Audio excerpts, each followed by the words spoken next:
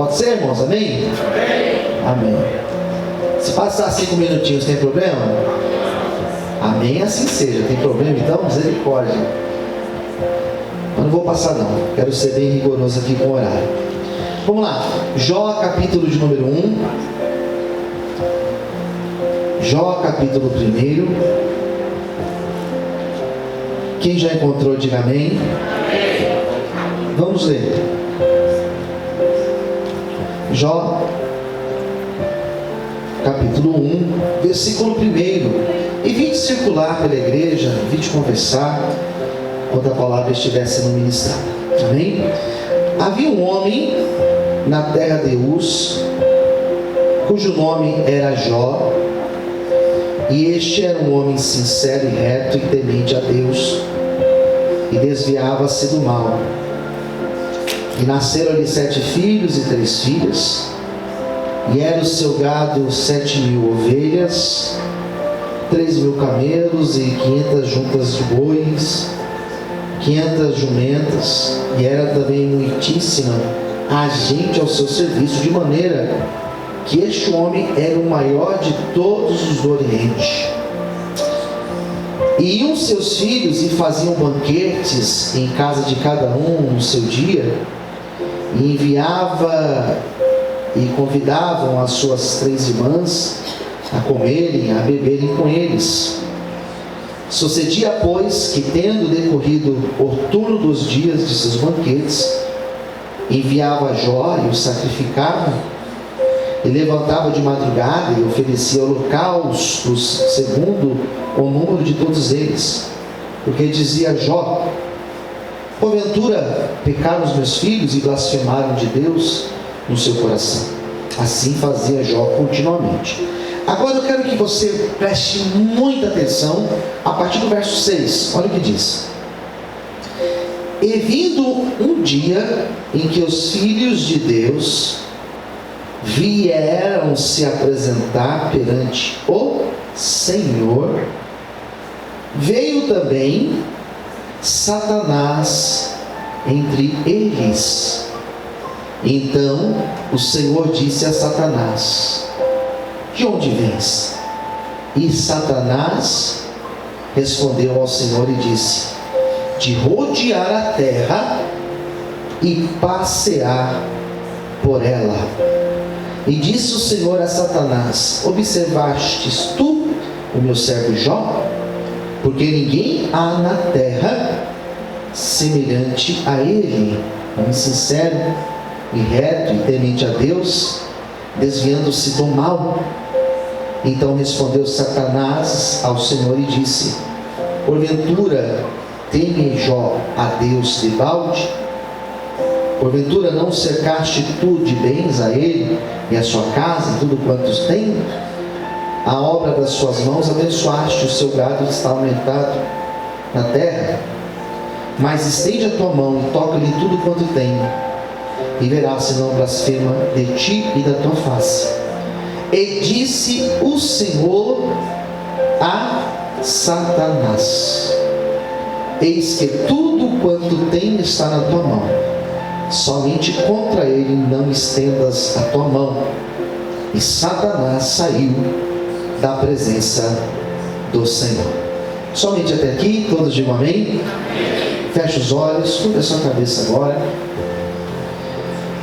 Senhor, fale conosco nesta noite. Venha revelar, Senhor, a tua palavra. Venha nos dar entendimento desse texto, clareza desse texto. Abençoe esse segundo dia do seminário profético, anjos e demônios. Fale com todos nós, Pai. Graças te damos em nome de Jesus. Amém.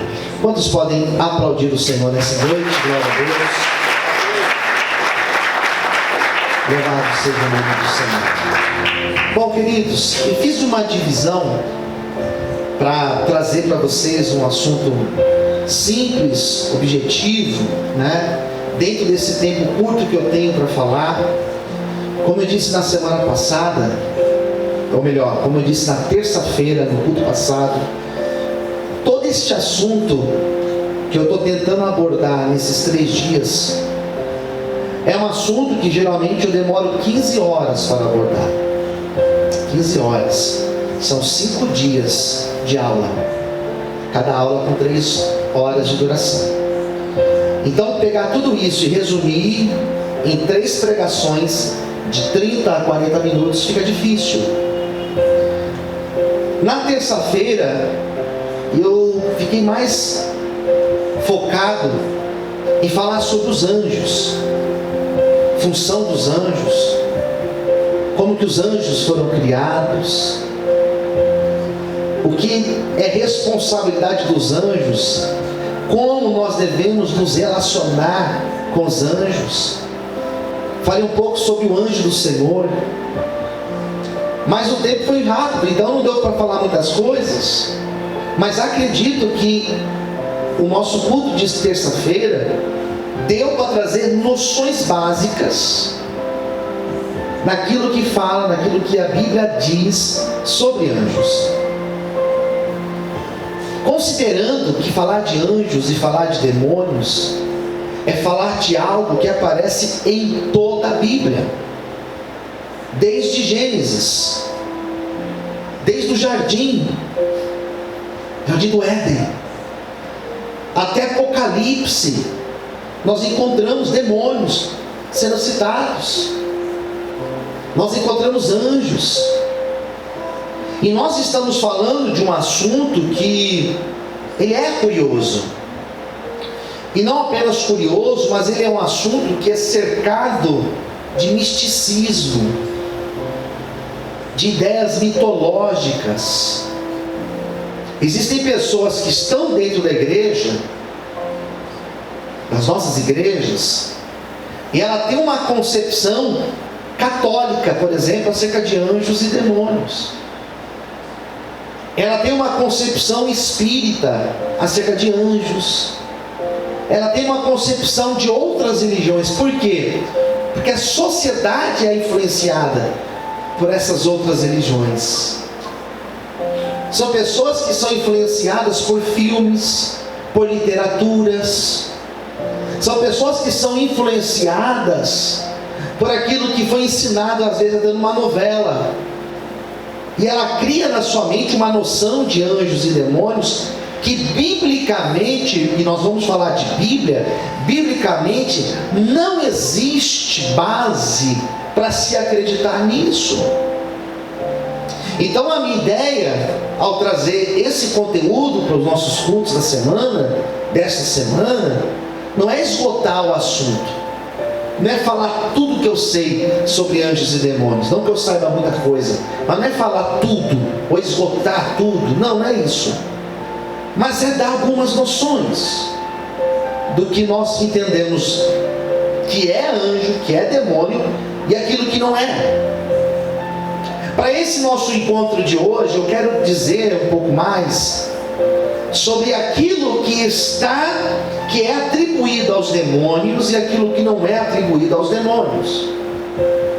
E como base eu quero usar esse texto de Jó. Outros textos poderiam ser usados, dezenas de outros textos, mas esse texto de Jó, ele é interessante, porque ele mostra algumas verdades sobre os demônios. E hoje eu quero apresentar, eu coloquei 12 coisas aqui, não sei se vai dar tempo, mas 12 lições que a gente consegue tirar, muitas dessas lições, só nesses versículos que eu li para vocês. Quem entendeu, diga amém. Amém. Primeira coisa, demônio não é autoexistente.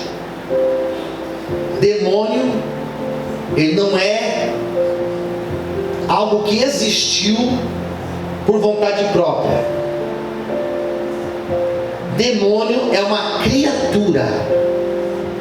O que é o demônio, pastor? Demônio é um anjo. É um anjo mau, um anjo caído.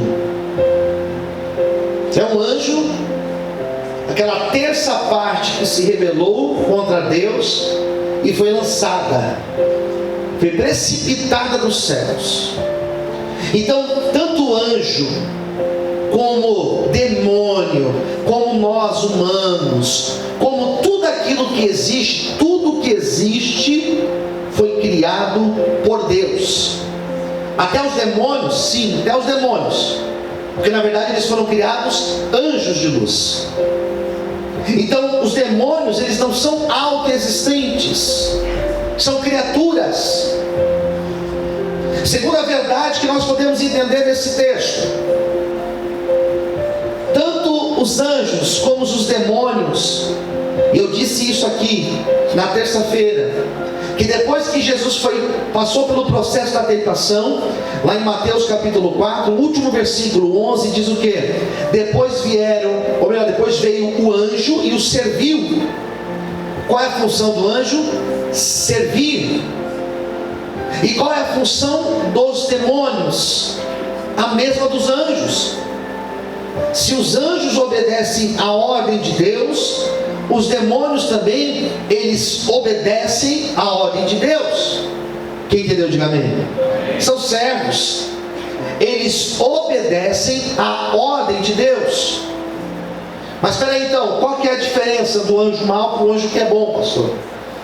É que o anjo mau foi aquele que se rebelou, é aquele que será julgado. Terceira coisa, os anjos maus serão julgados, passarão pelo julgamento.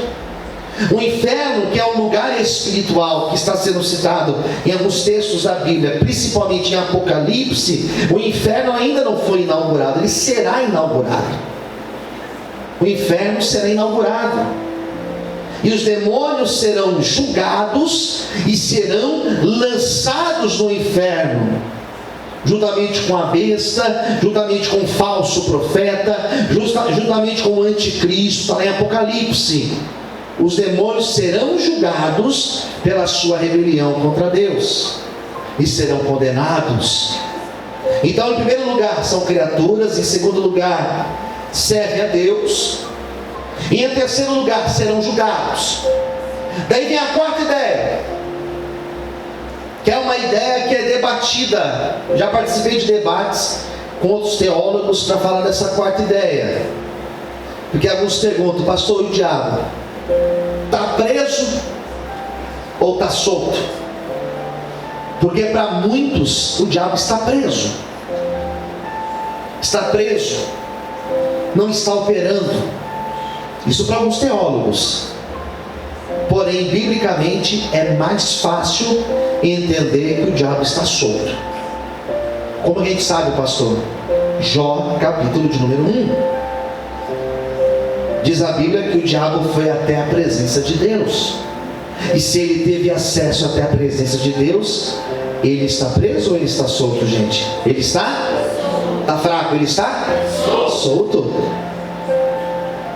Diz a Bíblia que tinha um jovem lunático, que quando ele foi levado até Jesus, manifestou o diabo nele. Então o diabo está preso ou está solto? Ele está solto. Jesus, quando chegou na província de Gadara, aquela passagem do Gadareno, um homem que vivia possesso, existia mais de 1000 demônios nele. Como é que pode, né? Tem como alguém ficar dessa forma, pastor? Tem. Biblicamente tem. Tem um exemplo do Gadareno. 1000 demônios nele. 1000 demônios. A Bíblia fala que quando um demônio é expulso, ele sai, e ele vai, e ele volta. E se ele encontrar a casa vazia, a casa limpa, o que é casa vazia? A casa sem a presença de Deus, ele volta a viver nessa casa. Casa aqui é pessoa, amém? Ele volta a viver nessa pessoa, mas ele não volta sozinho. Ele volta com mais 7. Então quer dizer que tem pessoas que ao invés de um demônio, tem 7 demônios. Tem gente que tem até mais que isso. Gadareno tinha uma legião. Então, biblicamente, não dá para falar, queridos, é impossível falar que ele está preso. Biblicamente, ele está solto. Ele será preso, sim. A Bíblia diz que quando Jesus vier na terra instaurar o reino do milênio, o diabo será preso, e ficará preso por um tempo de 1000 anos. E depois de 1000 anos preso, ele será solto. E quando ele for solto novamente, ele vai enganar muitos. Isso é Bíblia. Então, se alguém perguntar para você hoje, o diabo está preso ou está solto? O que você responde? Ele está solto. Tem base bíblica? Tem. E você conta as bases bíblicas que eu passei aqui para vocês. Porque o diabo ele está solto. O diabo está solto fazendo o que, pastor? Os apóstolos disseram o seguinte: João, Pedro, Paulo, eles disseram que existe um espírito que opera na terra. Qual espírito que é? O espírito, ele não fala espírito do diabo, ele fala espírito do anticristo. Diga comigo, espírito do anticristo. Anticristo. O que é o anticristo? É um falso Cristo. O que é algo falso? Você pega o original, você pega o tênis original, você pega o tênis falso, e dependendo você pode até se confundir. Parece, mas não é. Parece, mas não é. O anticristo parece Cristo. Faz milagres. O anticristo faz milagres? Faz. O anticristo opera milagres? Opera. E ele tem enganado a muitos. O espírito que opera na igreja da atualidade é um espírito que quer levar a igreja à apostasia, que é deixar a fé verdadeira e seguir uma outra fé que não é a verdadeira. Qual é o evangelho que mais tem dado certo hoje em dia? Não é o evangelho que prega a realidade da Bíblia, mas é um evangelho cheio de coisas. E o que é um evangelho cheio de coisas? É um evangelho, por exemplo, que o homem é o centro da pregação. É um evangelho onde o homem ele tem o seu ego massageado. É um evangelho que leva a pessoa a acreditar que a vida deve ser uma vida em busca do seu prazer, das suas conquistas. Existem igrejas que não pregam mais sobre pecado, sobre a volta de Jesus, sobre amor ao próximo. Por quê? Porque não é interessante pregar essas coisas. É mais interessante pregar: você vai ter vitória, você vai ter conquista, você vai vencer, você é isso, você é aquilo, e Jesus vai fazer na tua vida. Jesus é teu servo, Ele vai fazer tudo o que você quer. Isso não é evangelho, isso é falso evangelho. E existem pessoas, os apóstolos disseram que no final dos tempos muitas pessoas seriam enganadas, deixariam o verdadeiro evangelho e seguiriam o falso evangelho. Talvez se eu tivesse falado que o seminário de hoje seria como ter uma vida próspera, talvez se eu tivesse dito que o seminário